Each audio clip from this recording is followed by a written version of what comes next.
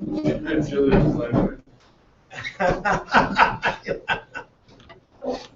this is Edward Bevilacqua from Ciao Tutti magazine and the Italian American Club in Las Vegas. And we have a special event today.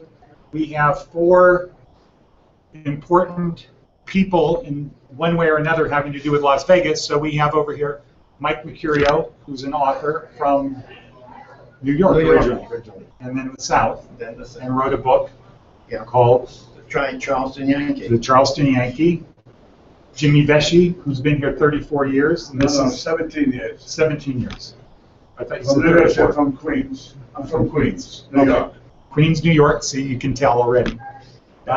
Professor Alan Balboni, who's been here 34 years. You got it. And who wrote a book, Beyond the Mafia, and knows a lot about it. And our special guest, who came in from Rome for this interview, Umberto Mucci, who is author of 100 great interviews by Umberto Mucci. And so let's start with Jimmy, your Italian roots. Well, I was born in New York City in 1946.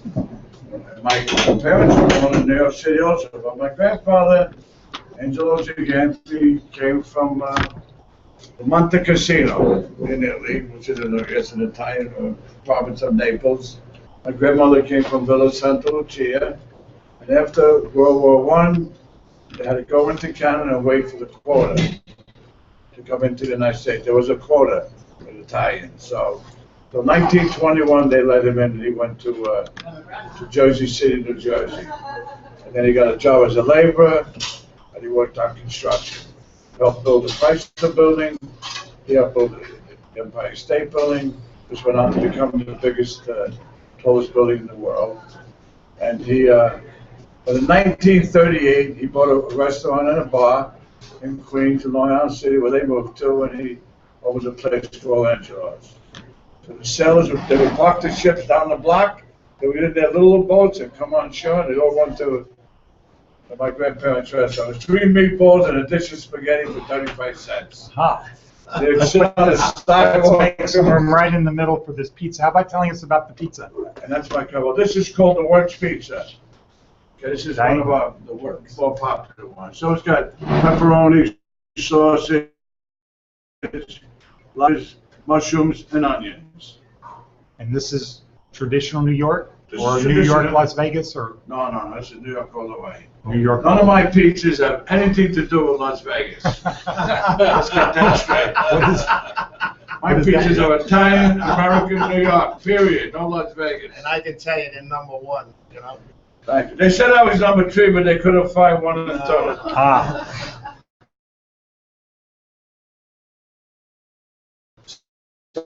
So is it a Fugazi tree? I don't know. First Italian restaurant or a pizza parlor here? Certainly, which is now quite well known in a very positive way.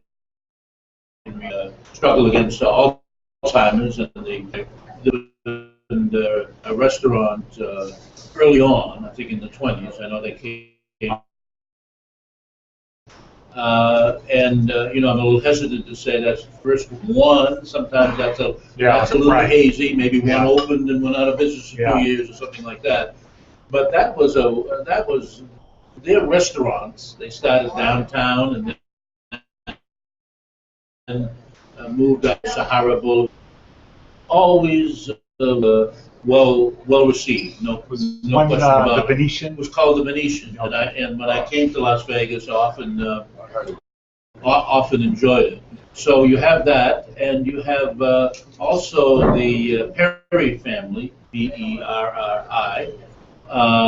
in the restaurant business, and of course the daughter went on to be an entertainer on the Strip in the wonderful period of the 60s that everyone raves about. And when I came to Las Vegas in 1982, everyone would tell me at the college and elsewhere, you should have come earlier. It was wonderful. It was, no one locked the doors, and everything was great. And when I did the research for the book, talked to old timers, I never found one who didn't have a very positive view of the 60s, and some went back even earlier. So she too, when she left to a certain extent entertainment, I have a picture of her in my book, entertainer,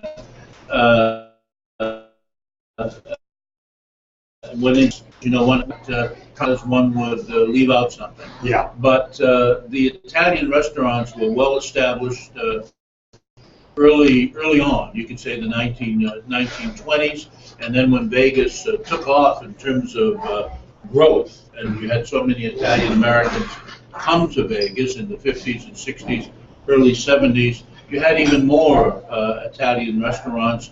Many of them standalone. Later on, some of them in the hotels and whatnot. And so really one can't speak of Las Vegas, I think it's fair to say, without acknowledging the Italian American content in food and beverage. Now, Umberto, smells good. It is. How about serving everybody? It is a New York Am I pizza. doing that? Is it? Shall I serve it? Please, that would be great. So how is it different from Italian pizza? From Italy. Well, in Italy, you find this kind of pizza. Maybe it's not the first pizza you think about if you think about Italian pizza. But maybe the salami, which, by the way, I know you call pepperoni, right? We call it pepperoni. It's like salami French cousin. Okay. You know, the best pizza I ever ate in Italy was in Salerno. Really? Yeah. Don't And they say make it it like to. this? And they make it like this? No, it was a margherita. Oh, the margarita. The But it best was, pizza ever. Yeah. Incredible. And you know, in Italy, we used to say that there's the Neapolitan pizza and the Roman pizza. This would be a Roman pizza because it's not high, you know. Oh, you're doing- Neapolitan pizza is higher. Oh, it's thicker. Yeah. Yeah, and We have that here. you know, the important is that nobody is never pizza from Chicago because No, the idea of doing something like that, that's probably mentally disturbed. I don't know. But I was pretty shocked. I was pretty shocked to see the deep dish pizza from Chicago. Definitely not Italian. Yep. And in New York, the first pizza we had to open up with this was in 1904. And his name was Lombardo's. Huh. His name was Gennaro Why don't you keep that Lombardo. on here for me? Like, And he was the first one to sell pizza by This is for you? A large pizza was 15 cents in Wow. 1904. And that's where my mother-in-law got married, in that restaurant, 1951. So that's a lot of years later. 47 years later, they got married in that restaurant.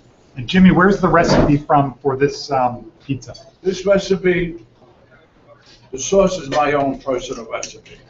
The cheese is made by the company Grande. They're in Wisconsin. It's the best cheese in the country. I don't care what anybody tells you, that's number one. The tomatoes, the basic tomatoes come from California, which are consistently good all year round. And the flour, I guess, comes somewhere from the West. It's a high gluten flour. You just put water, yeast, salt, a little sugar to give the yeast a kick. You cut it up, you let it rise, and then you let it rise for a few hours, and then you bang them out and you make the pizza. It's a good basic recipe, and I think everything has a good taste.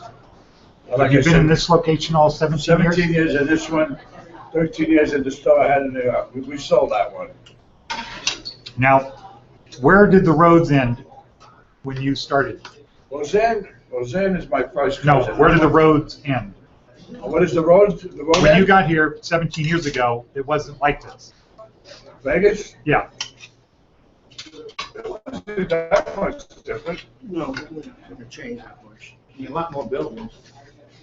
I mean, more people have come, then we had that recession, and that was, a lot of people lost their jobs, a lot of people ran for the hills, but We stayed and we fought. I'm too old to run.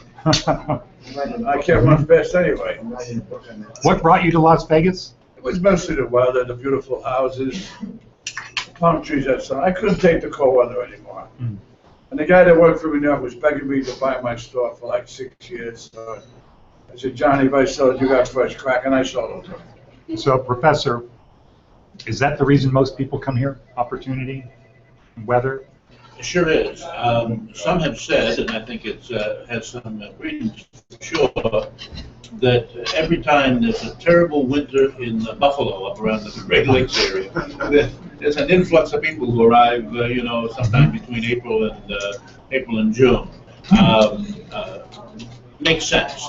In terms of the people I've talked to, the anecdotal evidence for that is strong. That the gentleman mentioned he had enough of the cold weather and the ice and the snow and the slipping and the this and the that, and so that's brought a lot of folks here.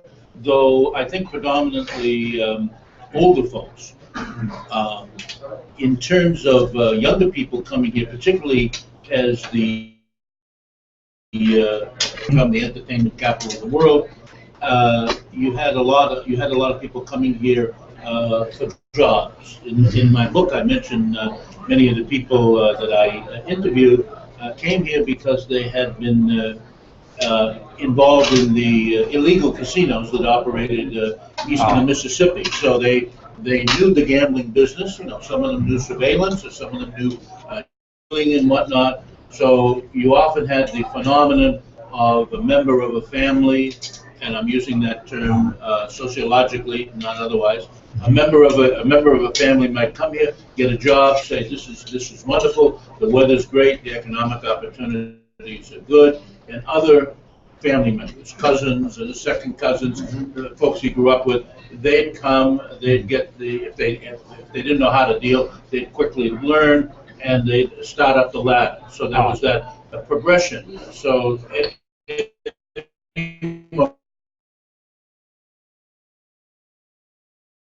management things, and it struck me it was a wonderful time. And then just to recapitulate, as the years went by, I think we have a greater number of older folks who want to escape the ice, the snow, the slipping, the aggravation, the shoveling, all of that kind of Torture. Yeah. Is it accurate to say that when you were teaching, most of your students were not born here? Excuse me, most of my students were not what? Born in Las Vegas. In the early years of because I really taught up to a year ago. In the early years, that was the case, and in the early years, I would get some students with Italian names. I have to say that as the years passed, fewer students with Italian names, and I think it's relevant. I think we should always acknowledge the reality. When I would first class and read the roll, if I come across an Italian name, because I'd studied a little Italian, I'd give it an Italian pronunciation. Sometimes okay, sometimes the person would look at me like I was from the moon. I say, what'd you say? I pronounce it again. Say, no, we don't pronounce it that. So they had Americanized the name to the point that some of the younger people really didn't know. Some of them knew that's how it was pronounced, but some of them didn't know that. So you have that phenomenon that affects every group in America of assimilation. The assimilation capacity of America, absolutely extraordinary on the world stage. And every group, whether its leaders like it or not, is impacted by assimilation. That's enough of a lecture, huh? Yeah, that's a good segue to Umberto, because Umberto's mission with We the Italians are to continue to unite Italy and the Italian American community, right? Yep. There's a lot of things to do promoting the Italian Americans in Italy. That is the mission we have in Italy. We have a different mission in the United States, which is providing a platform, a web platform to be able to promote everything happening in the Italian American community and get together Italian Americans from all over the country. But in Italy, what we are doing and we want to do is to let the Italians who live in the booth understand how much we have to learn and to appreciate what the Italian American community did, is doing, and will do in terms of defending Italy. For instance, when there's the defamation against Italy, you're the only one who fight about that. In Italy, we don't even know that there's somebody who is saying bad things about Italy. So you're not the only one. You're not only those who are defending our country, but you're the ones who fight for this while we sleep, and we don't know that. I never heard anybody say anything against Italy. What are they saying? Well, all these stereotypes are not just about the war gangsters and all that type of stuff. Well, Columbus? to be honest, in Italy, what we know about the Italian American community, because it comes from the mainstream media, are all bad things.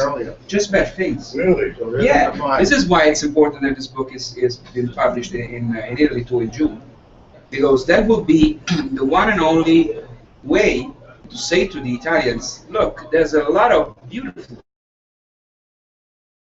people who love the country in the United States. Hey, we organized the Little Flower. Tonino Bianco came to Rome.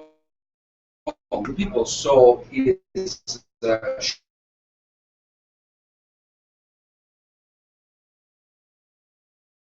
was celebration ever in Italy. That was back when in the 30s? Sorry? When year did that happen? I've been back in the 30s. Last year. May, last year. They were celebrating it. Oh, I see. Okay, so what we want to do next year is the Columbus Day in Italy. We want to celebrate not only Christopher Columbus, but the Columbus Day in Italy will be the celebration of the Italian American community. Every day in a different city in Italy, talking about documentaries and books and awards and stories on how you had success here, hard-working, sacrifice. I think that in the 15 years of the 20th century, the money coming from the Italians abroad, not only here, but the Italians abroad who were working 2 jobs, 3 jobs, living in poor conditions, and sending money home, that sum of money was higher than the sum of money coming from the taxation of the Italians who were living there. And Italy industrialized thanks to you and to all of those great people. That's something that we want to recognize. And that's not widely known. I'm glad you addressed I it. don't know if you're aware of this. The largest cultural festivity in the United States is an old place, Charleston, South Carolina, Spoleto. The Festival of the Moon. Right. It started 30 years ago. And Juan Calaminati, famous director, gave root to it. And it's an extraordinary festival. It goes on for over 3 weeks. And so if you say there was a major cultural event going on anywhere, you wouldn't think Charleston, South Carolina. That's right. But that's where it is. If you, I would drive during that festival, because I think an exchange, at least in that part of the world, down there. When I first, Louder. I beg your pardon? You need to speak louder. Oh, This is live for the whole world, by the way. when I first arrived in Charleston, South Carolina as a Marine, naval base, there were very few Italians. I only knew one. It was Vincenzo Sotilli, and his family was in what they call pastime amusements, jukeboxes, things like that, gun machines, etc. Movie theaters. And in 1962-63, and I got stationed there, they did not know, I swear, when I went into a supermarket, they asked for the ricotta or mozzarella. They did not know what I was talking about. One more? No, I'm fine. And pizza comes out of nowhere. Now, Charleston is one of the major dining centers in the whole world. And it's beautiful to see how it evolved in those 50 years. But there are very few Italians over in Charleston at that time. There are some now, but in a minority. In fact, when I wrote for the magazine, I titled "An Italian in the Land of Grits." And my book goes on about that, but I won't say. Grits is like Bolanda. I would go to the Grits is like Bolanda. Uh-huh. Grits. Yeah. Jimmy, how about introducing your wife? Oh, she doesn't make many public appearances. She It's doesn't only like to life be, for the whole world. she doesn't like to be seen with me in public, my wife. Why? I don't think she likes that. Laura! I'll go get it. Laura! Ellie, go get Laura. Yeah, thank you. Umberto, in Italy, say a guy like me, I'm born in the United States. My parents, do they Oh, think that's your that wife. we That's are your Italians Yeah, besides Julia. being Americans, or they just think we're just No, Americans? she's the one who wrote the other book. No, Simba. because they're wrong. They don't look at me as Italian at all, they just look at me as an American. They are wrong. You are Italian. My brother's 100% Italian. Absolutely. The problem is that, first of all, in Italy is a country that is ashamed that sent away all of these people across the end of the 20th century, 19th century, and the beginning of the 20th. Right. We sent out 25% of the population, Well, they didn't know which we is were a lot, Italian. you know. Oh, yeah. And Hey, Jose, tell Laura to come here. I'm sorry. I'm That's sorry. Italian diaspora is the most important diaspora ever if you leave aside Chinese people who are a lot. There's 60 million people Good. Like it? Italian heritage all around the world Really? who could ask for their Italian passport if they would. They could. And you have 60 million people in Italy. So there is another Italy abroad. 60 million people in Italy, 60 million people abroad who could request a passport. So this scares Italy. And they would let us have it? Well, working hard, trying to produce papers, doing ancillary research, yes, they could, because the law says that they would. If your ancestry was from Italy, then you could get a, Yeah, because of the law which decides this in Italy, which is not like in the United States. In the United States, you have the jus soli, so it means justice from the son soli, which means that you are born in the United States, you are an American person. Right. In Italy, it's different. We have jus sanguinis, which is justice from the blood, sangue, which means that if you are son or grandson of an Italian, you can request the passport and being an Italian citizen by the law. But even if you don't have the passport, even if the law doesn't recognize it, you are Italian. 100%. and I am 100% Italian. Exactly. So, How about your wife? My wife, Yeah. this is my wife, Laura Vesci. The main name is Vecchione. Ah. And her father, of course, is Italian, born in Little Italy. He was the one that got their wedding in Lombardos on the Okay. I think at that time it was on Spring Street. My mother was Irish, of course you can tell. And she's a very good cook. She's the head cook of the store. Of course, she saved my life.